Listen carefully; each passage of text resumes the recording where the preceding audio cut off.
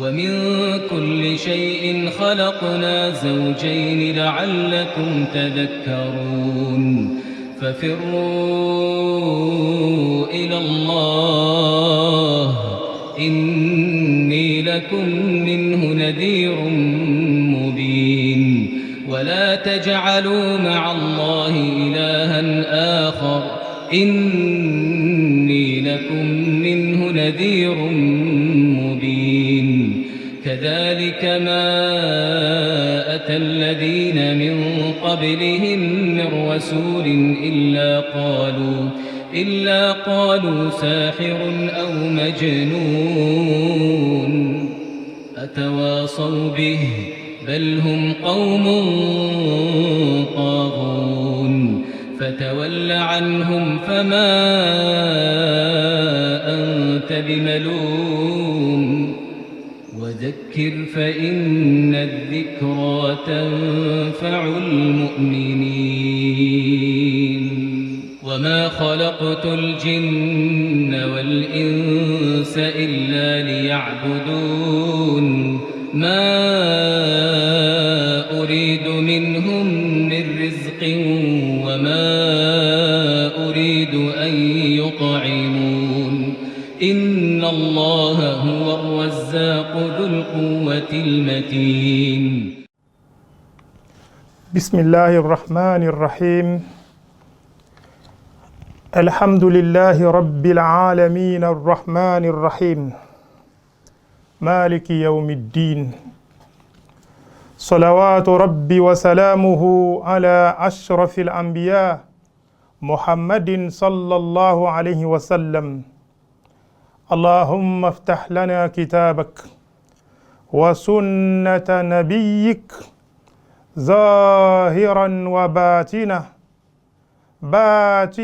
وظاهرا بجاه ذاتك المقدسة اللهم آمين اللهم آمين اللهم آمين اللهم فارج الهم وكاشف الغم مجيب دعوة المضطرين رحمن الدنيا والآخرة ورحيمهما ارحمنا رحمة تغنينا عن رحمة من سواك يا رب العالمين adúpẹ́ lọ́dọ̀ Ọlọ́run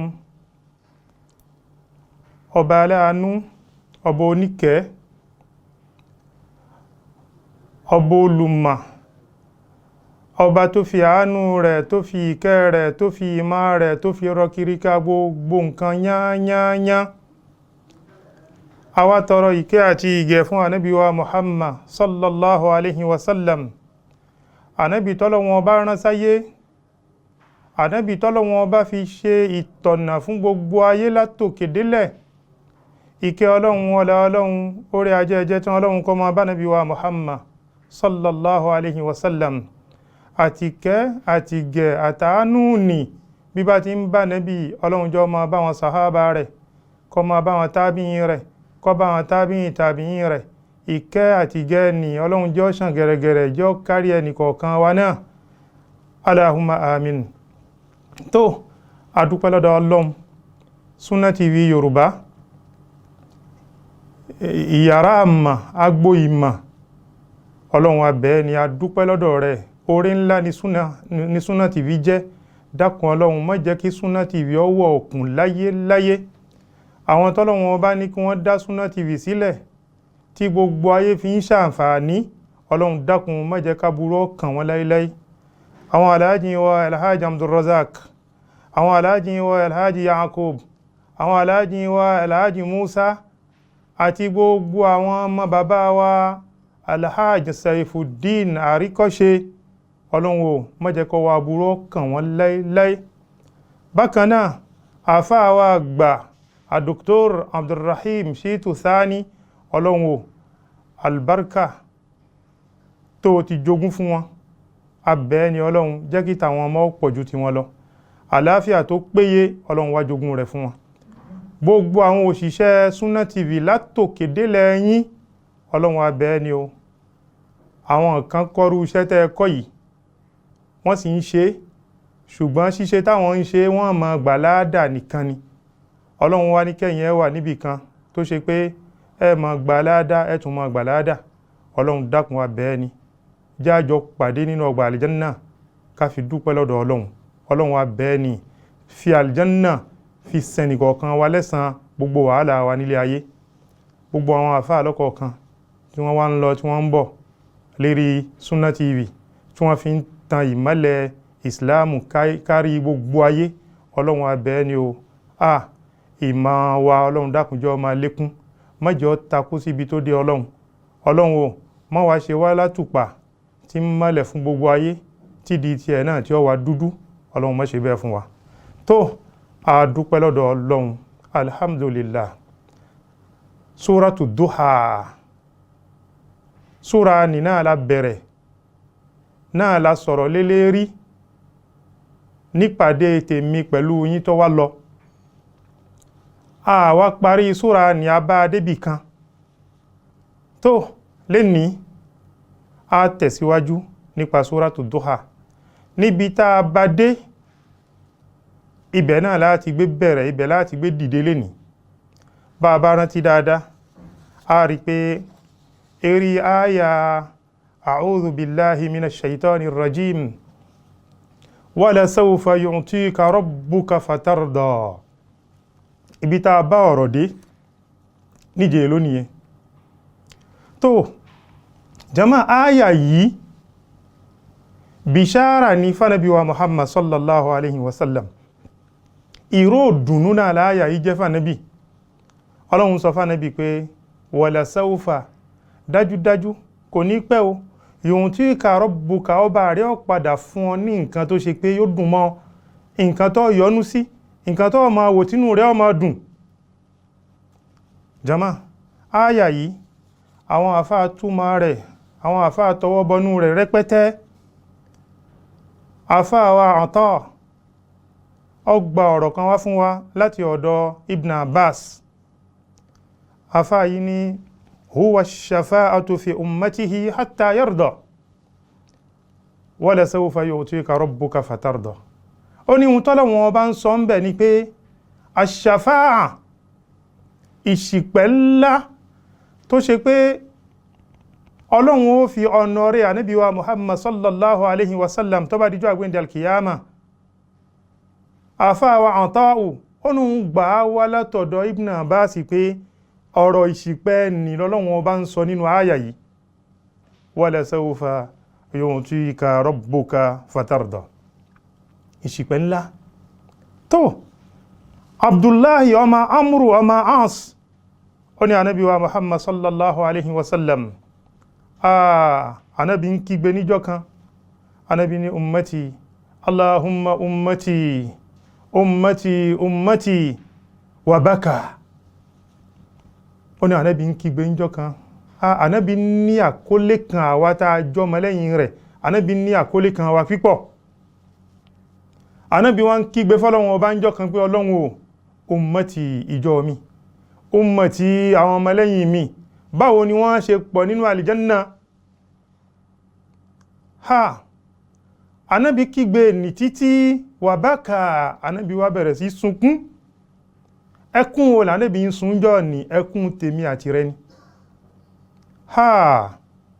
Faqala Allah Ọlọ́run wá ní yá Jibirilu ìwọ Jibril izhab ila Muhammad lọ́ọ̀dọ̀ Muhammad lọ́ọ̀dọ̀ ayomi lọ́ọ̀dọ̀ àyànfẹ́ mi faqul lahu inna sanurdika fi ummatik wala nasu'uka fihim.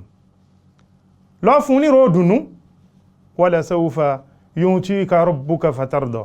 Lọ sọ fún Ànábì wa Muhammad sallallahu alaihi wasallam inna sanurdika fi ummatika. Ìhun tí ó máa dùn ẹnu lára àjọ rẹ lára àwọn ọmọlẹ́yìn rẹ náà la máa ṣe fún ọ. Wala nasu'uka fihim ní jẹ́ orí ìbànújẹ́ látara wọn. Wala sawfa yu'tika rabbuka fatarda. Jama Ànábì sunkún. Ànábì ń kígbe ìjọ mi ìjọ mi. Ọlọ́run ní Jibrilu lọ sọ fún ní jẹ́ ọmọ ìbànújẹ́ lára àjọ rẹ̀. Ìhun tí ó bá nújẹ́ ní jẹ́ orí lára wọn. ìdùnnú ayọ̀ láàjẹ́ kó máa rí lára àwọn ọmọlẹ́yìn rẹ̀. La ilaha illallah. Aya yìí àwọn àfáàyàn náà rẹ̀ fún wa. Wọ́n ní lasawfa yu'tika Allahu ya Muhammad min wujuhil karama wa khairil jazaa fil akhirati ma tarda bihi tamama rida. Wọ́n ní ìwọ Muhammad kò ní pẹ́ máa àsìkò ti súnmọ́ àwọn nǹkan àpọ́nlé àwọn nǹkan yìí àwọn ẹ̀san tó tóbi á ṣe fún ọ. La ilaha illallah. Tó ṣe pé ó yọ́nú sí yóò jẹ́ nǹkan tó dùn mọ́. Ọlọ́run wá ń sọ fún Muhammad àfàkọ́dà àtọ́hù láwùl kausar ṣe bá wà lá àti fún ẹ ní àbàtà al-kausar wa shafa'a ìṣìpẹ̀ níjọ́ àgbéǹde al-kiyama kò sẹ́nìkan tá a yọ̀ǹda rẹ̀ fún bí kì bá ṣe wọ Muhammad àtàwọn nǹkan dáadáa tá a tọ́jú lẹ̀ díẹ̀ lal-kiyama wala sawfa yu'tika rabbuka fatarda.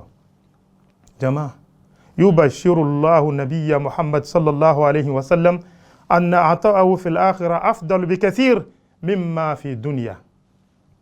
لا ترى آية Ọlọ́run ọba ń fún Muhammad Ọlọ́run fún ní ròdùnú ń pé o ìwọ Muhammad àwọn nǹkan tá a tọ́jú lẹ̀ dè ọ́ lálkìyámà ọ̀pọ̀ ọ̀dà ó níyì yóò dùn mọ́ ẹ ju gbogbo àwọn nǹkan tó rí láyé yìí lọ. Gbogbo àwọn dáadáa tá à ń ṣe fún ẹ láyé yìí bíntín ní lára nǹkan tá a tọ́jú lẹ̀ díẹ̀ nínú alkiyama. Wala sawfa yu'tika rabbuka fatarda. La ilaha illallah. Jama àwọn nǹkan kan bẹ tó ṣe pé Ọlọ́run bá fi pọ́n Ànábì wa Muhammad sallallahu alaihi wasallam Ọlọ́run fi pọ́n alé. Àwọn ẹ̀bùn kan bẹ tó ṣe pé Ọlọ́run bá ṣe fún Muhammad tí ò ṣe fẹ́ nìkan nínú gbogbo ẹ̀dá tó dá. Ẹ jẹ́ ayẹ mélòó kan wò lọ́dọ̀ àwọn ṣéèkù méjèèjì al-Bukhari àti Muslim nínú hadith Jabir ọmọ Abdullah kọ́lọ̀wọ̀n ọba kó bá wa yọ́nú sí Jabir àti bàbá rẹ̀ Abdullah. Ànábì wa Muhammad sallallahu alaihi wasallam Ànábì ní u'titu khamsan lam yu'tahunna ahadun qabli. Ànábì ní Ọlọ́run fún mi láwọn nǹkan márùn kan tó ṣe pé Ọlọ́run ò fẹ́ nìkan rí ṣáájú mi èmi nìkan lọ́lọ́run ọba fún. Tó bá a bá tún fẹ́ túmọ̀ ọ̀rọ̀ yìí a tún lè túmọ̀ rẹ̀ gbọ̀nà míì. Nínú àwọn nǹkan tó pọ̀ tọ́lọ́run ọba ṣe fún mi tó ṣe pọ́lọ́run ò ṣe fún yẹn kan ẹ jẹ́ nǹkan márùn fún yín nú ẹ̀. Ànábì wa bẹ̀rẹ̀ sí ká Ànábì ní nusirtu bir-ru'b masirata shahr. La ilaha illallah. Ànábì ní ar-ru'bu Ọlọ́run ọba máa fi ru'bu fi ràn mí lọ́wọ́. Ọlọ́run a máa fi ìbẹ̀rù fi ràn mí Muhammad lọ́wọ́. Gbogbo ìgbà tá a bá fẹ́ lọ jagun níbì kan àwọn tá a fẹ́ lọ bá jagun ní Ọlọ́run wá gbin ìbẹ̀rù sí wọn lẹ́mìí fódìdí oṣù kan ẹ̀rù ó ti máa bà wọ́n. Muhammad ń bọ̀ ẹ̀rù ni ó ti wá wà lọ́kàn wọn. Ànábì ní Ọlọ́run ò ṣe fẹ́ nìkan rí àyàfi èmi. Ọ̀dà ẹni tá a fẹ́ lọ bájà tó ti kóṣù kan kíjà tó ṣẹlẹ̀ tó wá ṣe pé ẹ̀rù ti wá ń bà ẹ̀rù wá ti ń bà kó tó di pa adé ẹ̀rí pé a ti borí ogun. Jama Ànábì wa Muhammad sallallahu alaihi wasallam Ànábì nínú àwọn nǹkan tọ́lọ́run ọba ṣe fún tí ó ṣe fẹ́ nìkan má lẹ́yìn tóun ju'ilat li al-ardu masjidan wa tuhura.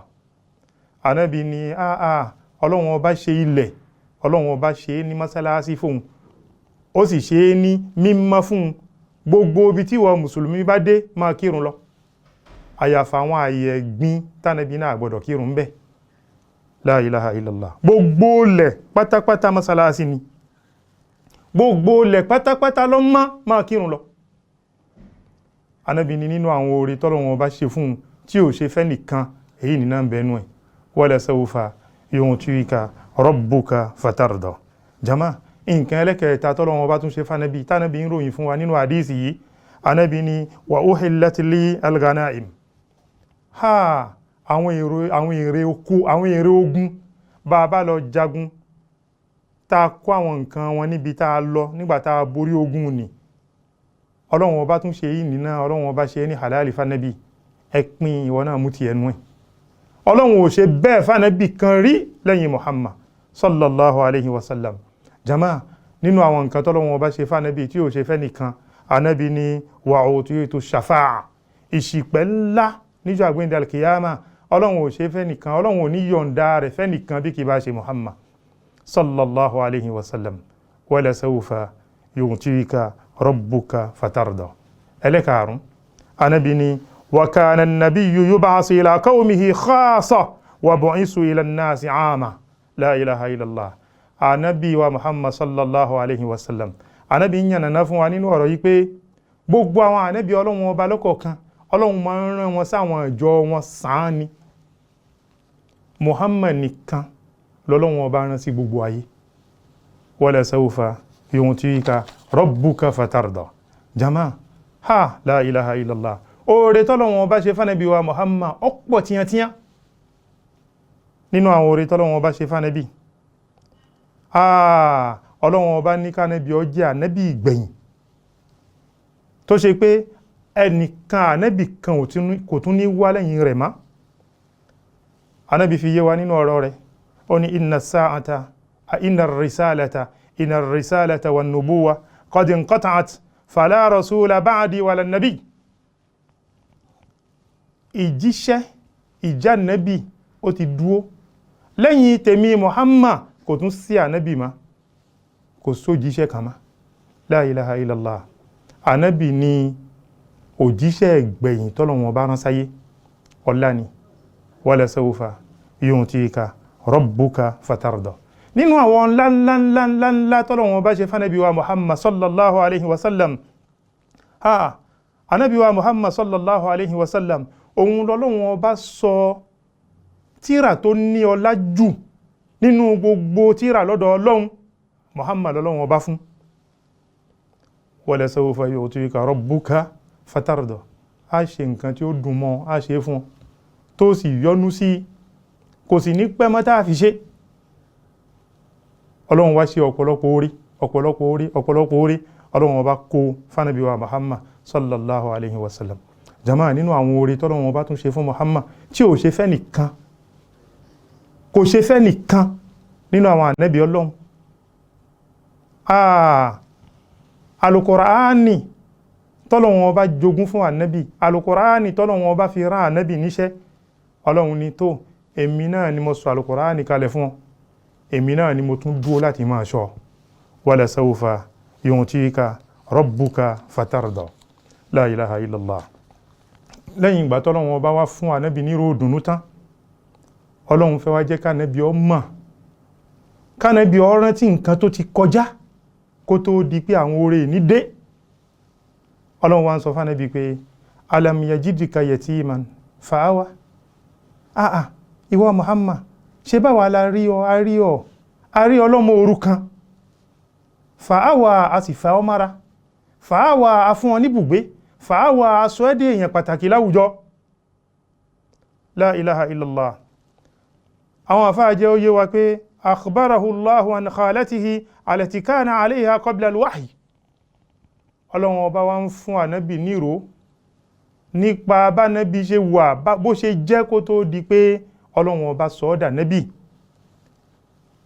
zakarahu ni'ama ọlọ́run wa ń rán ànábì létí àwọn oore ńláńláńláńláńlá tọ́lọ́run ọba ti ṣe fún ọlọ́run sọ fún ànábì pé alam yajidika yatiman fa'awa ṣe bá a rí ọlọ́mọ òrukàn a rí ọlọ́mọ òrukàn kó tó di pé a fà ọ́ mára a rí ọlọ́mọ òrukàn ká tó fún ẹ ní bùgbé a rí ọlọ́mọ òrukàn ká tó kẹ́ẹ̀kùn a rí ọlọ́mọ òrukàn ká tó sọ ẹ́ di pàtàkì láwùjọ alam yajidika yatiman fa'awa àwọn àfáàjẹ́ ó yé wa pé ìtumọ̀ àyà yìí alam yajidika yatiman sagiran fakiran hina mata abawak walam yukhalifa laka malan wala mahwa àríọ̀ amọ̀kọ́mọ òrukàn ní ẹ̀ àwọn òbí rẹ̀ méjèèjì wọ́n fi ọ́lẹ̀ wọ́n lọ lílọ tí wọ́n wá lọ ní wọ́n fi nǹkan kan lẹ̀ fún ọ kìí ṣe gbówó kan ni wọ́n jogún rẹ̀ kalẹ̀ fún ọkọ kìí sì ṣe pé ilé kan ni wọ́n fi ilẹ̀ fún ọ tí wọ́n fi lọ àwọn ọlọ́run wa rí bẹ́ẹ̀ àwa fà ọmọ ara pọ́n ọlé aṣọ ẹdẹni tó nílé lérí aṣọ ẹdẹni tó rówó lò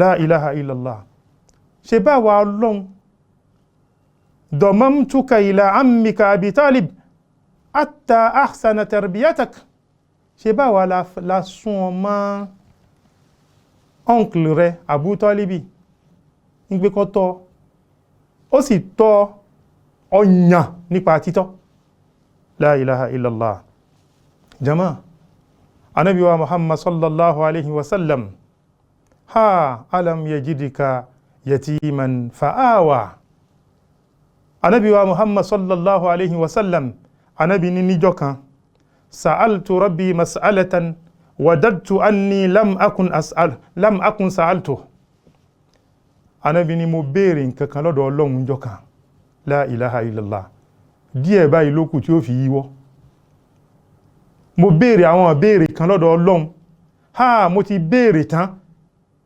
kémi náà tó wá rí pé ìbá ti mọ̀ kí n má béèrè jama kí l'Ànábì béèrè lọ́dọ̀ Ọlọ́run Ànábì ní kultu èmi Muhammad mo ní ya rabbi wọ bá mi innaka atayta Sulaiman ibn Daud mulkan azima Ọlọ́run ṣe bí wọ́n ló fún Sulaiman ọmọ Dáúdà Ànábì ọmọ ànábì ọlọ́lá ọmọ ọlọ́lá ṣe bí wọ́n ló fún ní ọlá tó pọ̀ tó tóbi ọlọ́lá tó fẹ̀ rẹpẹtẹ la ilaha illallah Ànábì wá ní òun kà fọ́lọ́run ó ṣe báyìí fún lágbájá ó ṣe báyìí fún làkáṣègbè Ànábì ní ìgbà mọ́ wá ka gbogbo rẹ̀ lẹ̀ tán Ọlọ́run wá ní ya Muhammad ìwọ Muhammad alam ajidika yatima fa awaituk qultu bala ìwọ Muhammad ìwọ ló ń béèrè ọ̀rọ̀ báyìí ṣe bá rí ẹ lọ́mọ òrukàn ká tó sọ ẹ́ dèèyàn ṣe bá rí ẹ lọ́mọ òrukàn ká tó fẹ́ mára ṣe bá rí ẹ lọ́mọ òrukàn ká tó fún ẹ ní bùgbé Ànábì ní bẹ́ẹ̀ ni alam ajidka dallan fahadaytuk ṣe bá rí ẹ lẹ́ni tí ó mọ̀ nǹkan kan a sì fọ̀nà mọ́ Ànábì ní bẹ́ẹ̀ ni alam ajidka ailan faghnaytuk ṣe bá rí ẹ lẹ́ni tí ò ní nǹkan kan lọ́dọ̀ ò lówó lọ́wọ́ tálíkà ní ẹ̀ pov ní ẹ̀ a sì sọ ẹ́ dẹni tó lọ́rọ̀ Ànábì ní bẹ́ẹ̀ ni Ọlọ́run ní ìwọ Muhammad alam ashrah laka sadrak wa wada'tu anka wizrak qultu bala ìwọ Muhammad ṣe bá àwàlá ṣípayá ọkàn rẹ̀ gbogbo nǹkan tó wúwo tó lè kan ọ lápá tó lè fẹ́ sẹ́yìn gbogbo rẹ̀ náà la gbé kó fún ọ Ànábì ní bẹ́ẹ̀ ni jama alam yajidka yatiman fa'awa ṣe bá rí pé ọmọ òrukàn ni kó tó dípa fa ìwọ Ànábì afẹ́mára aṣẹ́lẹ̀yàn jama ìbéèrè tó yẹ ká máa bíra wa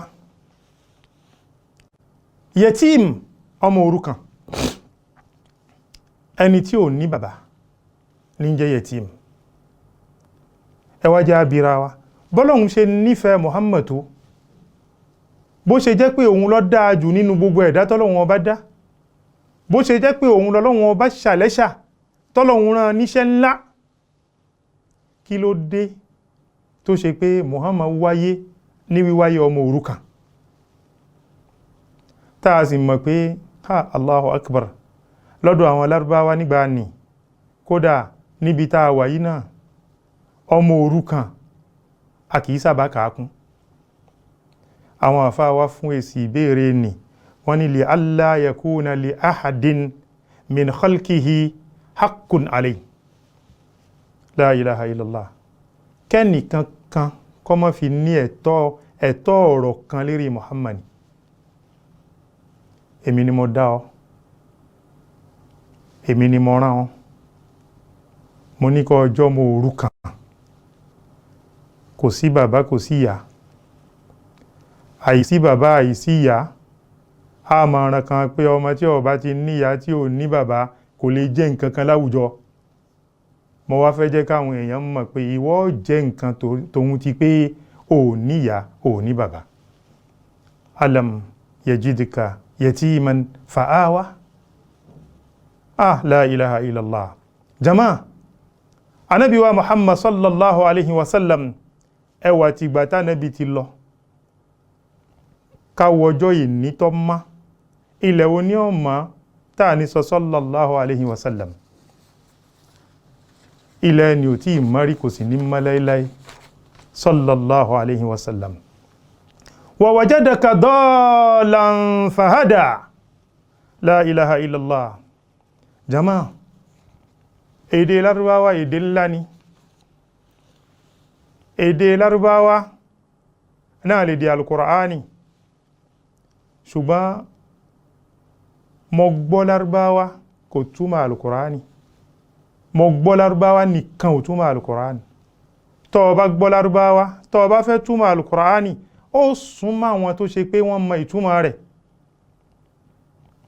Bọ́lọ́hun bá ṣe sọ, bá Nábì ṣe sọ, ìhun tọ́lọ́hun bá fẹ́ pẹ̀lú àyà nì, ó padà ká, ó wá sọ gẹ́gẹ́ báwọn sàhábà ṣe sọ. Àwọn àfáà la ilaha illallah wọ́n sọ ọ̀pọ̀lọpọ̀ ọ̀rọ̀ tí wọ́n fi tọ́ wa sọ́nà. Wọ́n ní àdínú riwaya, àdínú riwaya. Ẹ̀sìn wa yìí, ẹ̀sìn Islamu, riwaya ni ẹ̀sìn ẹgbà wá ni.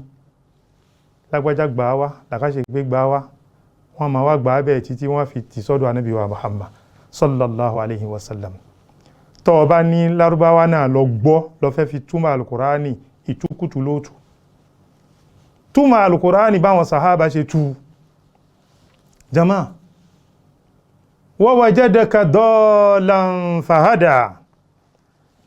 Al-Imam Abu Hayyan Muhammad ibn Yusuf, bàbá yìí jẹ́ ó yé wa pé wa wajadaka dalan fahada, ó ní la yumkinu hamluhu ala ad-dalal alladhi yuqabilu al-huda li'anna al-anbiya ma'sumuna min zalik.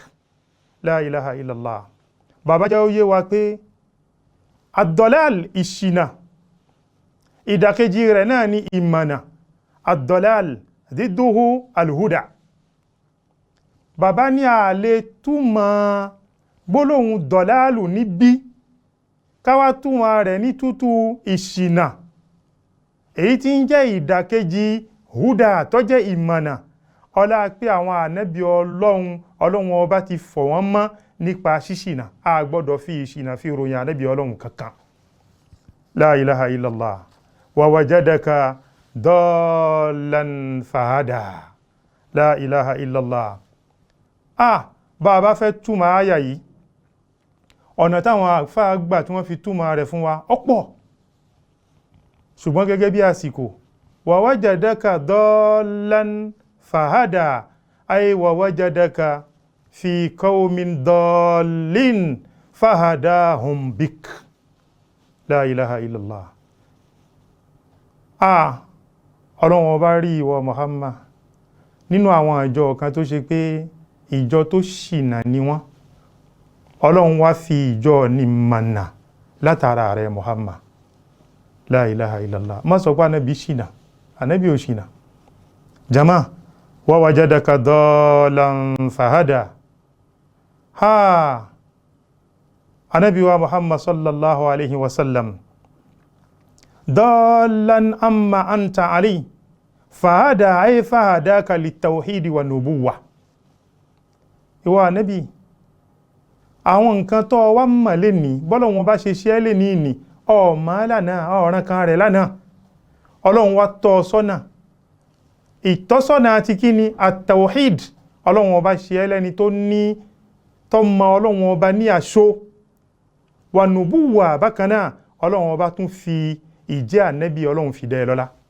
Tá a bá ti padà wá pẹ̀lú ògo Ọlọ́run, á tẹ̀síwájú nípa wa wajadaka dalan fahada. Assalamu alaikum wa rahmatullah.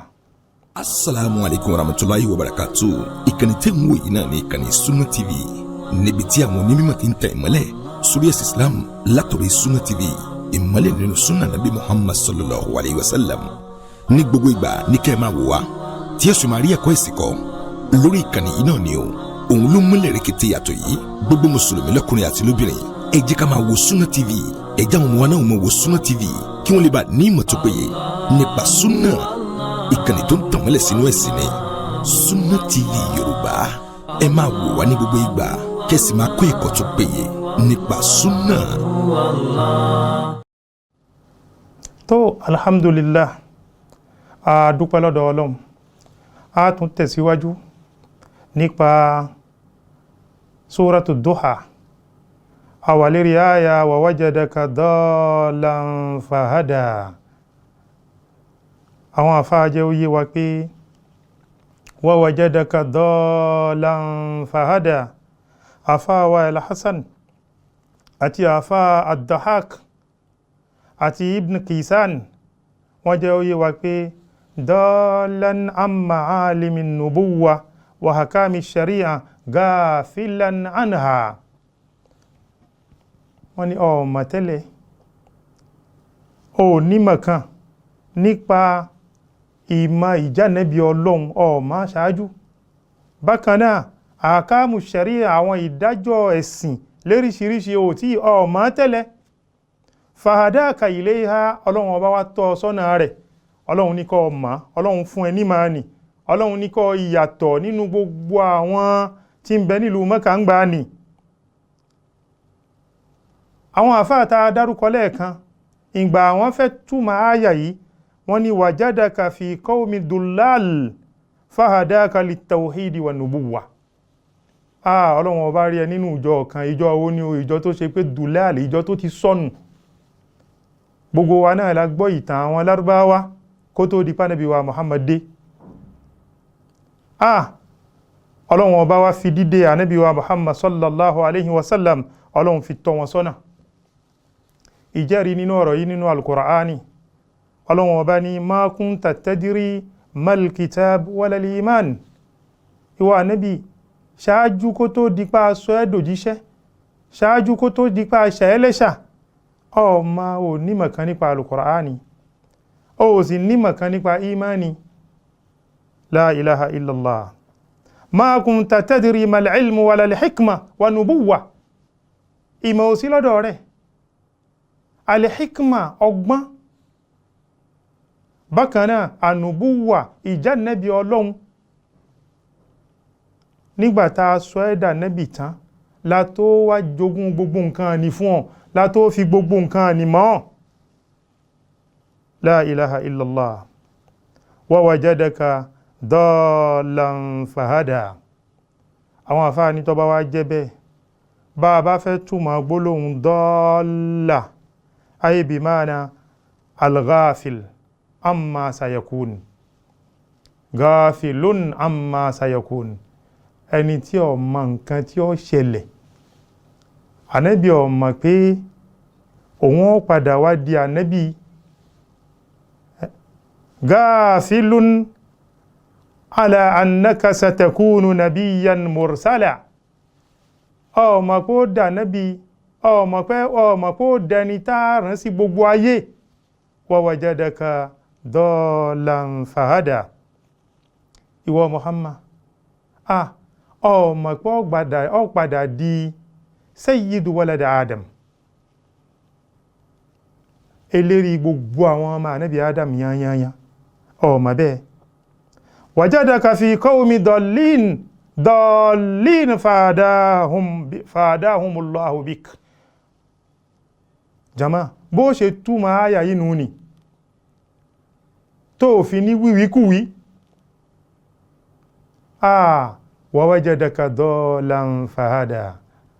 Àṣebọ́lọ́wọ́n ọba rí ọ, ó rí ọ nínú ìjọ ọ̀kan. Ìjọ owó ni o, àwọn ìjọ tí wọ́n ti ṣìnà, Ọlọ́run wá fi ọ mọ̀nà látara àjọ ni. Kọ́lọ́run kó ṣàánú ẹnì kọ̀ọ̀kan wa. Ọlọ́run fi ìjọ ni mọ̀nà látara rẹ̀. ọlọ́run fi ìjọ ni mọ̀nà, ọlọ́run sọ ìjọ ni di ìjọ alálùbáríkà, ọlọ́run sọ ìjọ ni di ìjọ alápọ́nlé, ọlọ́run sọ ìjọ ni di ìjọ tó ṣe pé gbogbo ayé ó máa wò tí wọ́n máa gbọ́wọ́ sókè fún wọn pé ha ìsìláàmù sọ yín di nǹkan. wa wajadaka dalan fahada wa wajadaka ailan faagna. La ilaha illallah. Al-ail, fakir, aláìní. Fa'agnaka bimali Khadija summa al-ganaim. Ọlọ́run sì rí pé wajadaka ailan, ọlọ́run rí pé ò ní nǹkan kan. Fa'agna, ọlọ́run wá sọ ẹ́ di ọlọ́rọ̀. Ò ní rí, ọlọ́run wá sọ ẹ́ dẹni tó ní. La ilaha illallah. Látara tani o, látara ìyá dáadáa Khadija, ìyàwó tòótọ́, aya rẹ̀ lọ́dẹ̀dẹ̀ ọkọ dáadáa Khadija. Ọlọ́run ní kí Khadija ó di ìyàwó Ànábì wa Muhammad sallallahu alaihi wasallam. Ìyá yìí wá tẹ́ pẹpẹ ọ̀rọ̀ rẹ̀, ó tẹ́ f'Ànábì wa Muhammad sallallahu alaihi wasallam. Ànábì wa tara Khadija òun náà di ọlọ́rọ̀. Wa wajadaka ailan fa'agna. Ọlọ́run wá kó ọrọ̀ t'Ànábì wa Muhammad lọ́dọ̀ látara Khadija. La ilaha illallah. Tó ìhun táyé dálé ní obìnrin bí Àdíjà lóníkálukú ń wá kiri. Ọ̀dà abẹ́ ṣé wọ́n náà jọ Muhammad sallallahu alaihi wasallam. Tó bá ń wá obìnrin bí Àdíjà ṣé wọ́n jọ Muhammad? Torí Muhammad kìí ṣe fàwọ̀rajà. Muhammad a máa ṣiṣẹ́. La ilaha illallah. Obìnrin tọ́wọ́ rẹ̀ kó ní wọ́n wáká. Wa wajadaka ailan fa'agna. Ọlọ́run rí pé wa Muhammad ò náwó. Fakir, aláìní ni ẹ́. Fa'agnaka bimali Khadija summa bil ganaim. Ọlọ́run kó ọrọ̀ tí ẹ lọ́dọ̀ látara ọrọ̀ Àdíjà, wọ́n náà dọlọ́rọ̀. Lẹ́yìn náà el ganaim, àwọn èrè ogun, nígbà wọ́n bá bọ ogun dé, àwọn nǹkan tí wọ́n bá kó bọ ogun wọ́n wá pín láàrin ara wọn. Ọlọ́run ní k'Ànábì ó tún di ọlọ́rọ̀ látara èyí nínà. Afáwa Muqatil, afá ni fa'agna ay fa'ardaka bima a'taka min ar-rizq. Ọlọ́run wá yú ẹ láyú ọkàn. Ọlọ́run ní kó yọ́nú sí ohun tọ́lọ́run ọba ṣe fún ọ nínú àsìkí. Àṣé ẹlòmí ó ní àsìkí lọ́dọ̀ tí ó pọ̀ dáadáa, bí ó bá ti yọ́nú sí ohun tọ́lọ́run ọba ṣe fún yóò sì máa gbé ìgbé aláìní. Àwọn àfáà ní islam yakun ganiyan an kasratil mal walakin Allah ardahu bima ata wa dhalika haqiqatul gina. Wọ́n ní torí pé Ànábì kìí ṣe pówó rẹ̀ pọ̀ lọ tìyàntìyàn kọ́, ṣùgbọ́n Ọlọ́run ọba yóò láyọ̀ ọkàn. Ànábì wá yọ́nú sí nǹkan tí ń bẹ lọ́dọ̀ rẹ̀. Nínú ọ̀rọ̀ kan tí Abu Hurairah tó gbà wá fún wa látọ̀dọ̀ Ànábì wa Muhammad sallallahu alaihi wasallam. Ànábì ní laysal ghina an kasratil ard walakinnal ghina ghina an-nafs. Ànábì ní kìí ṣe pé mo náwó báńkì, gbogbo báńkì tí ń bẹ nílùú gbogbo rẹ̀ lówó rẹ̀ wà. Ọ̀dà kò burú lóòótọ́, ìwọ náà ló ní. Ọkọ́lé kárí gbogbo ìlú, ọ̀dà abẹ́ ìwọ náà ló ní. Ànábì ní èyí nìkan là ń pè lọ́rọ̀ o. Ṣùgbọ́n ohun tí ń jẹ́ ọrọ̀ gínà nafsi, ayọ̀ ọkàn náà lọ́rọ̀. Bọ́ ọba ní ayọ̀ ọkàn tòun tàyí ní nǹkan kan rẹ̀, ó sì máa gbé ìgbé àlàáfíà. Ẹni tó kó gbogbo ayé jọ, tó náwó lọ́tún, tó ní lósì, tó nílé, tó ní gbogbo rẹ̀, yóò sì máa gbégbé wàhálà. Allahu akbar. Wa wajadaka ailan fa'agna. Ọlọ́run wá ní k'Ànábì kó máa gbégbé ìrọ̀rùn. Ọlọ́run ọba fún ní, Ọlọ́run ní k'Ànábì ó yọ́nú sí nǹkan tọ́lọ́run ọba ṣe fún. Ànábì wá ń gbégbé ìgbé ìrọ̀rùn, ìgbé àlàáfíà. Àwọn àfáà wa sọ fún wa pé lilgina ma'na yani, ìtumọ̀ méjì náà ni ọ̀rọ̀ ní. Imma an yakuna ganiyan haqiqa wa imma an takuna radiyan anillah. Inú pé kó jẹ́ pé o ní owó náà lọ́wọ́, o nọ́rọ̀ náà lọ́wọ́ ní tòótọ́, tọ́pọ̀ rẹpẹtẹ.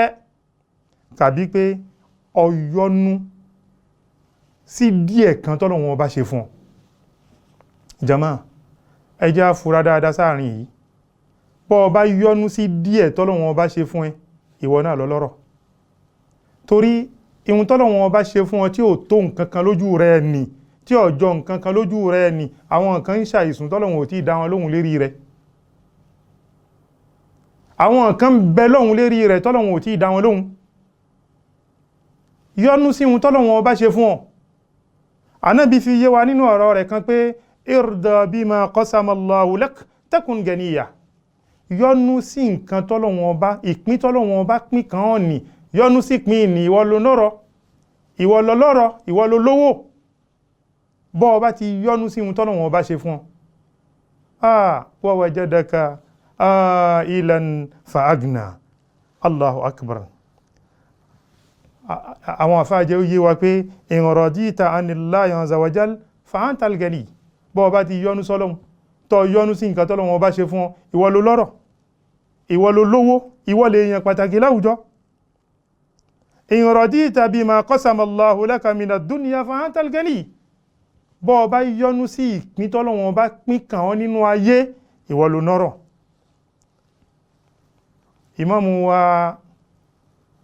Imam Ibn Kathir rahimahullahu rahmatan wasi'a, bàbá yìí fi ń yé wa pé ayé kunta faqiran za'iyal fa'agnaka Allahu amma siwa fajama'a lahu bayna maqamay al-faqir as-sabir wal-ghani ash-shakir. Jàmáà, àwọn ọ̀rọ̀ méjèèjì ni ẹ jẹ́ á fura sí. Al-faqiru as-sabir wal-ghani ash-shakir. La ilaha illallah. Àṣé bọ́lọ̀wọ̀n ọba bá kó ọrọ̀ sọ́dọ̀ ọ̀yàn, àwọn ìròyìn méjì kan ń bẹ tó gbọdọ̀ máa wà lára rẹ̀. Alákọ̀ọ́kọ́, ọrọ̀ ò tí ì dé, dúó ní dúó fakir as-sabir, ó ní lọ́wọ́ ṣùgbọ́n ó ní sùúrù. Ẹ já wà àwùjọ tá a wà, ká wo ohun tá àìní sùúrù nípa àìní, ká wo ohun tí ń dálẹ̀ láwùjọ. Kò sí sùúrù mà. Oníkálukú sáàfẹ́ nóó ni. Bákan náà, wal ganiyyu ash-shakir. Bọ́rọ̀ náà bá tún wá dé bówó bá dọ́dọ̀ rẹ, máa dúpẹ́ lọ́dọ̀ Ọlọ́run. Máa dúpẹ́ lọ́dọ̀ Ọlọ́run. Bọ́lọ̀ wọn bá ṣe ṣe ànábì wa Muhammad yẹn, sallallahu alaihi wasallam. Ìgbàtá ànábì ò ní, ànábì ń ṣe sùúrù. Ìgbàtọ́ látún dé, ànábì tún dúpẹ́ lọ́dọ̀ Ọlọ́run. Ẹlòmíì ọlá ló dọ́dọ̀ rẹ̀ tán ní ọmọ pa máa ń dúpẹ́ má. La ilaha illallah. Ìgbà Ọlọ́run ọba wá ká àwọn nǹkan yìí lẹ̀ fánàbí wa Muhammad sallallahu alaihi wasallam. Ọlọ́run wá fẹ́ wá ta ànábì lólobó àwọn nǹkan kan. Ọlọ́run ní fa'ammal yatima fala takhar. Fa'ammal yatima fala takhar. Awsa'u bil yatama wal fuqara faqal fa'ammal yatim fala takhar. Afáwa al-Mujahid, bàbá ní la tahkiril yatima faqad kunta yatima. Ìwọ Muhammad, má yẹpẹrẹ yatim, má yẹpẹrẹ ọmọ òrukàn. Ọmọ òrukàn iṣẹ́ ní táa máa ń yẹpẹrẹ. Ó gbàgbé ni, ṣe bí yẹtímù níwọ náà, ṣe bọ́mọ òrukàn níwọ náà. Afáwa al-Farrah àti az-Zajjaj, wọ́n ní la taqharhu ala malihi fatazhabu bihaqqihi lida'fihi wa kadha kana al-arab taf'al fi amri al-yatama. Má dúkòókò lé wọn, má jágbe lọ́mọ òrukàn, má yẹpẹrẹ rẹ̀, má kó ẹ̀tọ́ rẹ̀ má tiẹ̀ torí pé kò lágbára. Bàbá wa ní báwọn Lárúbáwá ṣe máa ń ṣe nìyẹn kó tó di pànàbí dé. Ọlọ́run sọ fánàbí pé fa'ammal yatima fala takhar. Má jágbélé, má dúkòókò má yẹpẹrẹ rẹ̀. Ànábì wa Muhammad sallallahu alaihi wasallam nínú ọ̀rọ̀ kan tí Abu Huraira tó gbà wá fún wa látọ̀dọ̀ Ànábì ní khayru baytin fil muslimin baytun fihi yatimun yukhsanu ilayhi wa sharru baytin fil muslimin baytun fihi yatimun yusa'u ilayhi. Ànábì ní lọ́dọ̀ àwa mùsùlùmí ilé tó dáa jù nínú ilé, jàmáà ẹ jẹ́ kí gbogbo wa ká gbọ́rọ̀ yìí, bá a bá gbọ́ ká mú lò ká lè jọ fi ṣe ríire ni. Ànábì ní ilé tó dáa jù lọ́dọ̀ àwa mùsùlùmí òun náà ni ilé tó ṣe pé ọmọ òrukàn ń bẹ nínú ilé náà. Ọmọ òrukàn tí wọ́n ń bẹ ń bẹ ẹ wá ń tọ́jú rẹ̀ ń ṣe dáadáa fún.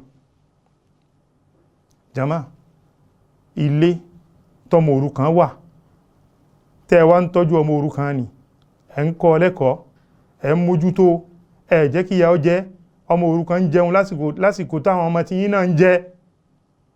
Ànábì ní ilé ìní náà ní ilé tó dáa lọ́dọ̀ mùsùlùmí. Tó ilé tó wá burú jáì lọ́dọ̀ àwa mùsùlùmí òun náà ní ilé tó ṣe pé ọmọ òrukàn bẹ́ẹ̀ wá ní ọmọ òrukàn ní lára, ẹ̀ ń fìyà jẹ, òun ni ó sùn kẹ́yìn, òun ni ó sì jí ṣáájú gbogbo yín, gbogbo iṣẹ́ inú ilé òun ni ó ṣe. Ànábì ní ilé yín ní ilé tó burú ni, ilé tí ọ̀dá ni. La ilaha illallah. Àwọn àfáà jẹ́ ó yé wa pé ìtumọ̀ àyà yìí ni pé la tusi'u mu'amalatal yatim, má hùwà tí ọ̀dá sálẹ́sí sọmọ òrukàn. Ọmọ òrukàn iṣẹ́ ni ta má hùwà tí ọ̀dá sí. Wala yadiqu sadruka alayhi wala tanharu, má jẹ́ kí ọkàn rẹ kó wá fún pinpin sọmọ òrukàn, kó má wá rí nírí pé kò jẹ́ nǹkankan, kó má jágbélé, kó má yẹyẹ rẹ̀. Bal akrimuhu wa atihi ma tayassar, má tọ́jú ọmọ òrukàn ni, má fún un ní ohun tí bá ń fẹ́ ni, má pọ́n lé ni, má yẹyẹ rẹ̀. Wasna bihi kama tuhibbu an yusna bi waladika min ba'dik. Ṣe dáadáa sọ́mọ òrukàn bó bá ṣe fẹ́ kí wọ́n ṣe sọ́mọ tiẹ̀ náà nígbà ó bá dà wọ́n lẹ̀ tó lọ ní, bẹ́ẹ̀ ni kó ṣe sọ́mọ òrukàn, torí kò ní pẹ́ mọ́ tí wọ́n ní ó fi lọ. Bó bá sì lọ àwọn ọmọ tó bá dà lẹ̀ ọmọ òrukàn náà ni wọ́n dá. Bó bá ṣe wá ṣe fọ́mọ òrukàn lójú ayé rẹ̀, bẹ́ẹ̀ náà ni wọ́n ṣe fọ́mọ tiẹ̀ náà. Kama tadinu tudan, ìgbà tá a bá fi wíkà òun la fi máa ń san. La ilaha illallah. Jàmáà fa ammal yatima fala takhar. Arákùnrin kan lọ bá Nábì ńjọ́ kan, ó ní wà Nábì wa Muhammad, ọkàn mi a máa le kòkòkò, ọkàn mi ti máa ń le jù. Ànábì ní in aradta an yulayyana qalbuk famsa rasal yatim wa at'imhu. Tó bá fẹ́ k'Ọlọ́hun bá rọ̀ ọkàn rẹ̀, kọ́kàn rẹ̀ ọ̀rọ̀, àfáàní máa fọwọ́ pa eré ọmọ òrukàn, máa tọ́jú ọmọ òrukàn, máa ṣe dáadáa fún ọmọ òrukàn, máa ka ọmọ òrukàn, máa kà á kún. Wa at'imhu, má wá jẹ́ kébi ọ̀pọ̀ ọmọ òrukàn lójú rẹ̀. Fa ammal yatima fala takhar. Imamu wa Ibn Kathir bàbá ní kama kunta yatima fa'awaka Allah fala takhar al-yatim ay la tuzillah wala tanharu wala tuhinu walakin ahsin ilayhi wa talattaf bihi. Bàbá ní bó ṣe wọ́n náà ṣe bọ́mọ òrukàn ní ẹ́, k'Ọlọ́hun bá tó fẹ́ mara, k'Ọlọ́hun bá tó ṣe léèyàn, bó bá wá jẹ́ bẹ́ẹ̀ má jágbe lọ́mọ òrukàn, má dúkòókò má, la tuzillah, má yẹpẹrẹ ọmọ òrukàn. La ilaha illallah. Má yẹyẹ rẹ̀, má tẹ̀ mọ́lẹ̀, ṣùgbọ́n ṣe dáadáa fún ọmọ òrukàn, ṣàánú rẹ̀, tọ́jú rẹ̀, má jẹ́ kó mọ̀ pé àwọn òbí tòun ò sí láyé. Àfáà Qatada wọ́n ní kun lil yatimi ka abir rahim. Bọ́mọ òrukàn bá wà lágbègbè rẹ̀, mú ọmọ òrukàn gẹ́gẹ́ bí ọmọ rẹ̀, kó máa wá tọ́jú rẹ̀, máa tẹ́ pẹpẹ ìkẹ́, máa tẹ́ pẹpẹ rẹ̀ fún. La ilaha illallah. Wa amma as-sa'ila fala tanhar. Bó bá wá rí ẹni tí ń tọrọ nǹkan, má jágbe má, má dá padà pẹ̀lú gbólóhùn tí ó dá. Bó bá rẹ́ni tí ń tọrọ nǹkan atẹ́wọ́gbọ́ rẹ̀, má yẹ̀yẹ́ rẹ̀ má dúkòókò má ẹ̀yà nílọ wáṣẹ́ ṣe má sọ bẹ́ẹ̀. àwọn àfáàjẹ́ ó yé wa pé yuridu sáìlà alalbab wọ́n ní àsáìlù níbí náà lẹ́ni tó wá dúó lẹ́nu ọ̀nà rẹ̀ tí ń tọrọ nǹkan tí ó jẹ tí ń tọrọ nǹkan tí ó mu. la tanharhu wa la tuzajjiru má jagbe má lè nílé kúlé. iza sa'alaka faqad kunta fakir ṣe bí ìgbà kan ni wọ́n náà ò ní tí wọ́n náà ń tọrọ inú pé kó fún kàbí kó dá padà ní ti dídá padà tó dá. la ilaha illallah. àfáà Qatada wọ́n ní raddi sa'il bi rahmatin walin. èyàn wádọ̀ rẹ̀ wá tọrọ nǹkan ó sì ní nǹkan tí ń bí ẹ lọ́dọ̀ wọ́n ní dá padà pẹ̀lú ìkẹ́ sọ̀rọ̀ dáadáa fún má lé padà sọ̀rọ̀ dáadáa fún má sọ̀sọ̀ kí sọ sí. àfáàwà al-imam ibn jarir at-tabari bàbá ní wa amma man sa'alaka min zi haja fala tanharu walakin at'imu waqdi lahu hajata. la ilaha illallah. àwọn nǹkan bẹ tó ṣe pé onílé káyà káyó ni wọ́n bọ́ bá gbé bùkátà kan lọ bá wọn bọ́ bá ti sọ bùkátà ní fún wọn báwo ni wọ́n ṣe gbà tí wọ́n fi bí a bùkátà ní fún wọn náà lọ́kàn nínú ọkàn wọn náà lọ́kàn lérí wọn ó dìgbà tí wọ́n bá bí a bùkátà ní. wọ́n fi jọ ànábì wa Muhammad sallallahu alaihi wasallam. tó al-imam Abdurrahman as-Sa'di bàbá ní wa amma as-sa'ila fala tanhar ó ní hadha yadkhulu fihi as-sa'il lil-mal was-sa'il lil-ilm. ó nọ́rọ̀ yìí tọ́lọ́wọ́n bá ń sọ fánẹ́bí ó ní kò dúó kò pín lórí ẹni tí ń tọrọ owó nìkan ó ní kódà ẹni tí ń lọ wá mà ọ̀rọ̀ yìí tún bá òun náà wí. lidha kana al-mu'allim ma'muran bi husni al-khulqi ma'a al-muta'allim. ìdí ni tó fi di dandan fáàfáà ìwọ olùmọ̀ ó di dandan fún ọ pé kó o tún máa pọ́n àwọn tí wọ́n fẹ́ wá kéwú lọ́dọ̀ rẹ máa pọ́n wọn lé ṣàánú wọn. ọlọ́run ló ní kí wọ́n mọ̀ ra wọn náà lọ́wọ́ kí wọ́n lè do ní mímọ̀. ká máa gbọ́ lẹ́nu àfáà pé kíní kò dá mi lójú pẹ́yìn lè mọ̀ àwọn tọ́pọlọ wọn bá pé dáadáa bíi tiwa ló lè mọ̀ ọpọlọ wo ló pé dáadáa ṣé bó wọ ọlọ́run ní kọ́ ọmọ ni.